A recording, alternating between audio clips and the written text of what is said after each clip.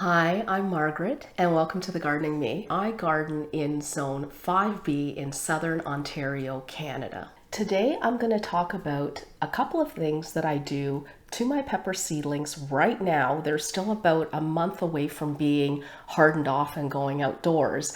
But these are things that I do while they're still seedlings so that I can get larger plants and a better harvest. Before I get to that, the first thing though I want to do is just go over all the different varieties I'm growing. I'm growing 8 varieties of peppers this year, and I kind of sorted through my stash and I realized I had 21 different pepper varieties, which is quite a lot, and it was a little bit difficult to narrow those down to 8 because essentially that's all I wanted to grow this year. There's a lot of other things going on in the garden. I don't even have my drip irrigation set up in the new vegetable garden area that I just finished last fall.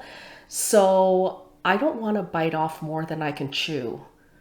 Although I did sow some tomatoes a couple of days ago, and I kind of did twice as many as I thought I was gonna do. Oops. Back to the peppers.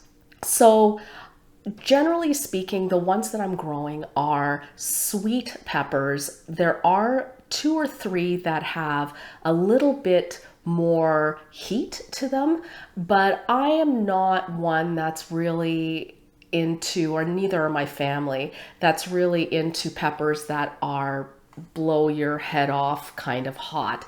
I like heat, but I like flavor more. So for me, a pepper has to taste good and you have to actually be able to taste it rather than just so much heat that that's all you notice. So the first pepper I'm growing here is this one called Fiorello. And if I have photos, I will put those up because all of these are varieties I have grown before. So I should have photos for most of them, I think. Actually, there is one that I haven't grown before, and that one for sure I'm just going to put a photo of the seed packet on here. But all the other ones I should have a photo of either them growing in the garden or after I harvested it. And one more thing, when I refer to the days to maturity, so I looked them all up just to make sure. But when I'm talking about that, and this is the same when you see numbers in a seed catalog for peppers and tomatoes, for example, where you typically grow the seedling inside, and then after a month or a month and a half or so, you transfer it outside to the garden. The days to maturity that you'll see on seed packets, and that I'll be referring to here, are the dates that are from the day you transplant it outside until you get that first harvest. And in addition, when it comes to peppers, it's not just when you get that first harvest, but the majority of times the dates to maturity reflect how long the pepper takes to go from the transplant stage to its full size, but it will still be green. So if you want it to mature to the fully ripe stage where it could be yellow or red, then you're going to have to add an additional, I don't know, 2 to 3 weeks from the green stage. Okay, so just to reiterate, days to maturity are from the day it gets transplanted outside until it is at its full size, but still at the green stage. Now, first one, Fiorello.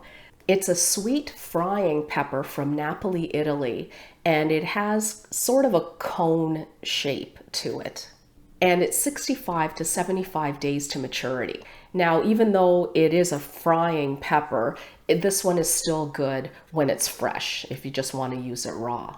Actually, it's kind of strange. Out of all the pepper varieties I had, I'm not exactly sure why I chose to grow this one, because from my recollection, I've actually never had that great of a production from this particular pepper.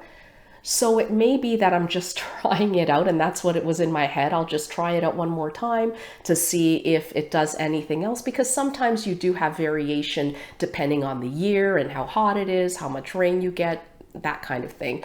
So I think this will be my last chance kind of thing for this pepper. And if I'm still not overly impressed with the kind of production I get or the peppers that I get, the peppers I think were fine. It was mainly the production. I just didn't get very many peppers from these plants. So if that's still the case, I probably won't grow these again, but I'm going to give it one last try just to be doubly sure. This one is Doce de España, which means sweet of Spain or something like that. If you watched my video where I was seeding that kale, if you recall, there were 2 packages there that I got when I went to Lisbon back in 2018. This was another package that I got when I went there. It was a sweet pepper. This one, I don't really know the days to maturity, but it was more or less the same as all my other peppers. I don't recall it really taking a lot longer or being super early. So I would say probably in the 70 to 80 day range. And I really liked the peppers. They were sweet and it was quite a productive plant. This is also a conical type of pepper in terms of its shape. It's a great pepper for stir frying and fresh eating as well. Oh, and by the way, if I sound a little bit froggy, I'm actually just on the tail end of a nasty cold that I've had for the last few days, but I'm almost done. So, and I really wanted to do this video. I've been, waiting to do this for a few days. I actually wanted to do this, I think, on Tuesday, and now it's Friday, but I'm on the mend. So this one is Odessa or Odessa. It is a 70-day to maturity pepper, and it is from Odessa in the Ukraine. Now, its claim to fame is that it is a rather short variety, and because it is such a small, compact pepper, it's a really good choice if you want to grow peppers in pots. I'm not doing that, but if I wanted to, this would probably be one of the varieties that I would pick to do that with. Shiseido. Ooh, this is one of my favorites. This is also really quick. This is 60 days to maturity, but this pepper, you use it while it's in the green stage. You don't wait until it ripens. So that's really, really quick. Now, these are originally from Japan, and the way you use them is you essentially blister them in a skillet. I think these have been all the rage for the last 2-3 years, something like this.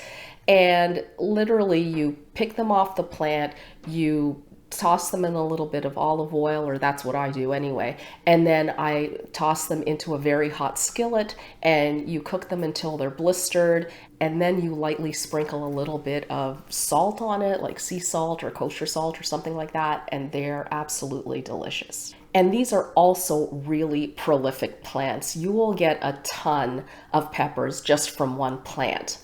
Now, the thing with these as well is that they are mild. They're very mild. However, there's a caveat to that. And that is every once in a while, you will get a really hot one, i.e. jalapeno hot, or maybe even a little bit hotter than that.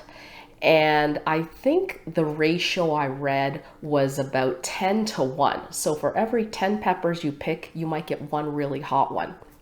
Now, I've grown this for, I don't know, maybe 3 or 4 years, I think I've grown this pepper, and I have yet to have a hot one. Lucky me. Okay, now this one here. This one is called Shirvina Shushka. Now, I hope I didn't butcher that name. This one is sweet, and it's a Bulgarian heirloom variety.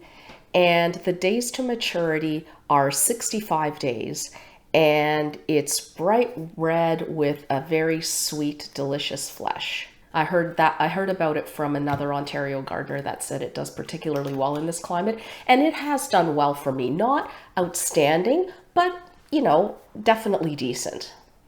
Next one, Pepperoncino. Okay, so describing Pepperoncino, I always say to people when they have no idea what this is, I say, when you go to the Olive Garden, well, we don't have Olive Gardens in Canada anymore, but We used to, and most people know what I mean when I say this. You know, when you go to the Olive Garden and you get that great salad and it has those little hot peppers, those light green hot peppers in it, that's pepperoncino. So then people are like, oh, I know what that is, right? So these they look very similar to the Shiseido, except these are quite a bit lighter in color, and the plants are just as prolific and it's just as early. This is 65 days to maturity. These are mildly hot. I wouldn't say they're burn your, mouth hot or anything like that. Definitely nowhere near as hot as a jalapeno or anything like that. So basically like the Olive Garden peppers in the salad. Okay, so this next one, this is actually the new to me one that I've never grown before, and this is Brazilian Starfish. This one has variable heat, apparently. I guess some are somewhat spicy and others are spicy, jalapeno spicy, or maybe even a little bit hotter. So I'm not really sure what to expect from this, but it should be interesting. They're definitely beautiful. The other thing about it is, according to the packet, I believe I got these from Baker Creek Seeds, it said that a lot of the heat was contained in the seeds. So if you remove the seeds, and usually if the membranes as well, if I'm not sure how big the membranes on one of these will be, that usually contains quite a bit of the heat. So it cuts it down significantly if you get rid of those. They are very juicy, apparently, and they're often sweet. So I'm wondering how often is often. And I don't know if I mentioned, but these are 95 days to maturity, and that's to the red stage. The other thing about this one is the descriptions on it say it has a weeping habit, which is strange. I've never heard of that or seen that in a pepper plant before. So that should be quite interesting, I guess. And the other last thing is that apparently they are slow to start producing. However, once they get going, they really get going. So I guess these will probably be one of the last to produce fruits. But once that happens, apparently it's an avalanche. We'll see. And the last one of my favorites, and this is Anaheim. And these are such amazing producers. They're one of my biggest producers actually in the garden. And it's just peppers on peppers. And the peppers are an awesome size, really nice and big, probably in the 5 to 6 inch range usually. Now, these are mildly spicy. Well, maybe not mild. I guess it depends on what you consider to be mild spice. I would say these are halfway between no spice and a jalapeno pepper spice. So kind of halfway in between that. And how I use these, I grill them and then I skin them and then, or not grill them, I char them. Let's put it that way. Because sometimes I do this in the oven as well. And I skin them and then take the seeds out and use them like that. And they are so delicious. And I'll even do this in the fall when I have a big batch and I will do the grilling or charring and skinning, and then I will even freeze them as individual peppers, and then I can use them all throughout the winter like that. And it's just easy to pull one out, chop it up, and add it to whatever I want to add it to. So now on to what I do right now to get bigger and better pepper plants that will produce as much as possible later in the season after they're outside. And the first thing I do is I pot them up. Just like tomato plants that you grow and then you pot up into another container before you put them outside usually, that's exactly what I do to my peppers. And just like tomato plants, and this is something that some people don't realize, that pepper plants will also grow roots along their stems. So when I pot these up, I will actually remove the seedling leaves, the cotyledons, and I will pinch those off like this. And I will transplant these, I'm going to be using these guys here. These are, I'm not sure what you call them. There's a name for them. I don't know, like beer cups or something.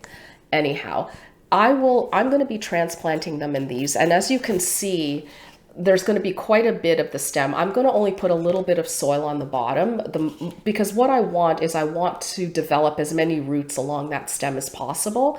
So I'm going to be potting this in here.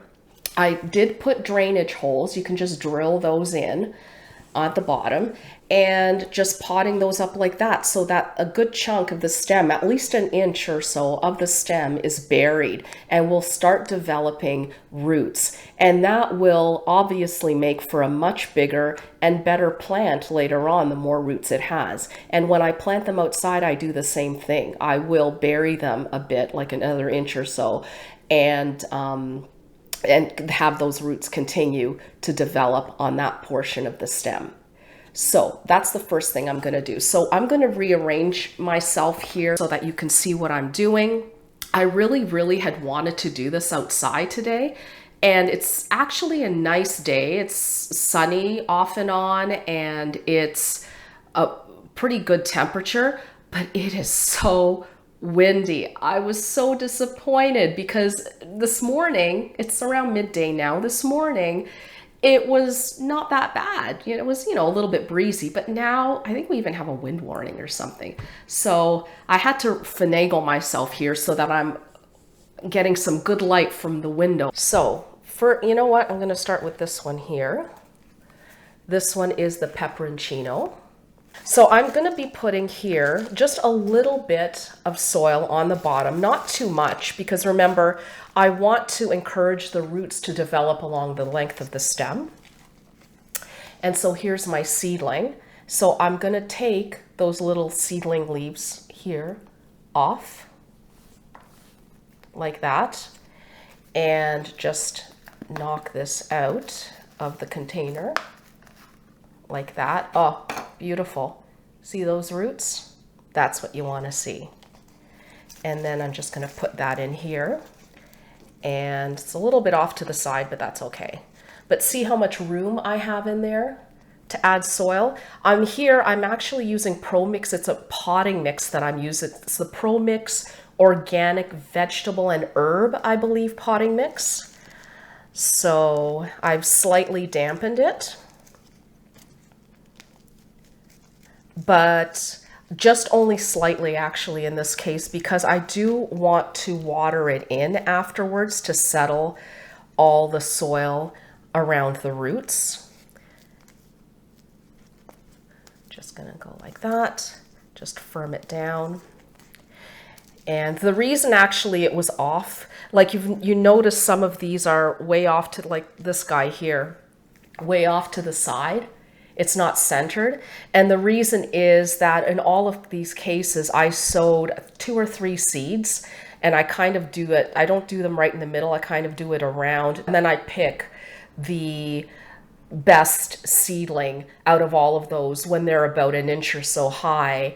And some of them don't exactly happen to be in the center. So, but I do like spacing out the seeds a little bit, because then there's no issue with me cutting out. You can actually see one of the little ones I cut out there.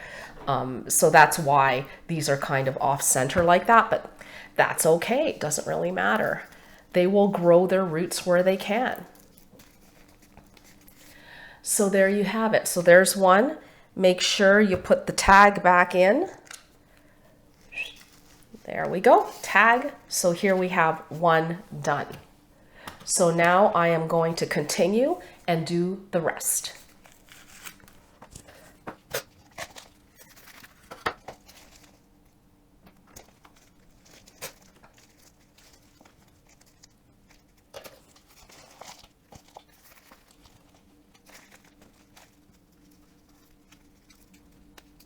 Look at the root system on that.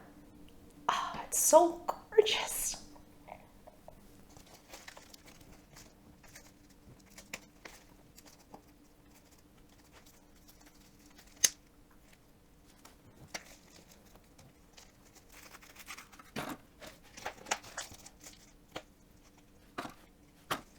And that's it. My last one here, the Brazilian starfish.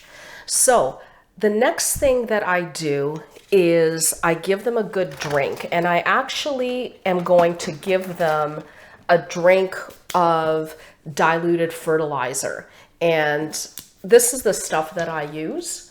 It's called Kelp Man, and it's an organic kelp fertilizer. It's really not stinky at all, like a lot of the fish fertilizers and stuff like that. And I've been using this for years. I've had fairly good results.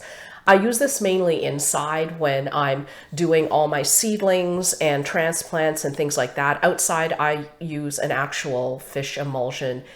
I believe it's a fish kelp mix. So I'm going to be using this half strength and watering in all my seedlings.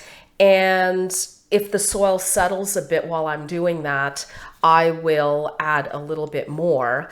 But watering them in after the fact, or even before, you can do this also before you transplant, just give them a good drink with half strength fertilizer. That will help lessen any transplant shock as well that they endure from you potting them up like this. I'll water it in until I see a little bit of water coming out the bottom, just to make sure that it's going all the way through. I do see a tiny bit of settling, like here, for example, this one. I don't know if you can see that one there. That has quite, I'm gonna add a little bit more soil to that. Just go around, just to top it up. Because as I said, one of the reasons I'm doing this is to get those roots growing along the stem. So I leave a tiny bit, like maybe ½ an inch of space between the rim of the cup and the plant, because you want to have enough room there for when you water. You don't want water falling all over the place. But other than that, that's all that you should really need for that. So anything more than that, like right now, I'm going back because most of these have settled a little bit more than that, and I'm just adding that tiny bit of soil. There we go. Okay, so that was the first thing that I do in order to get those bigger, better, higher producing plants. The second thing I do is something that might be a little counterintuitive, especially for first-time gardeners, and I'll show you what I'm talking about. I'll take this guy right here, and I will show you what I'm talking about. See him here? Okay, now watch this. That's what I do. I take its little head off. And why do I do that? Well, basically what I want to do is I want to encourage branching in these. So if I top them, and I mean, I just take the very top off with the first, I don't know, 2-3 leaves on there. I do that for all the peppers, then I get fuller plants that branch out more. It forces them, instead of to kind of just go straight up with, you know, a few branches here and there, it forces all those side branches to just go, pff, right? Meaning bigger plants, meaning more peppers. Let me do a close-up, because I think this deserves a close-up. Okay, here we go. So we see this, see these guys here? These two leaves. Now I'm not gonna go all the way down to these. I'm just gonna focus on these guys here. And if you look under, it's almost like attached to those. So I'll just go in and just pinch like that. So that's it.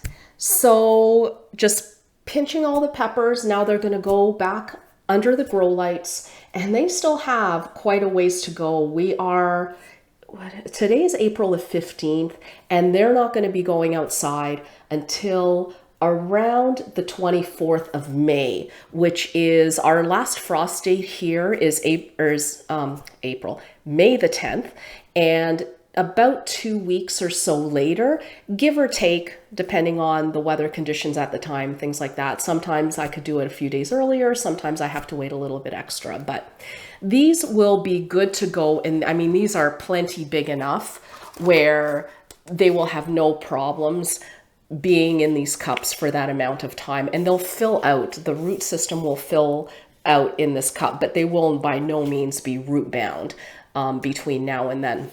And so the only other thing is, just like with all my other small seedlings like this, I continue to give them the same half strength that I gave them now, fertilizer.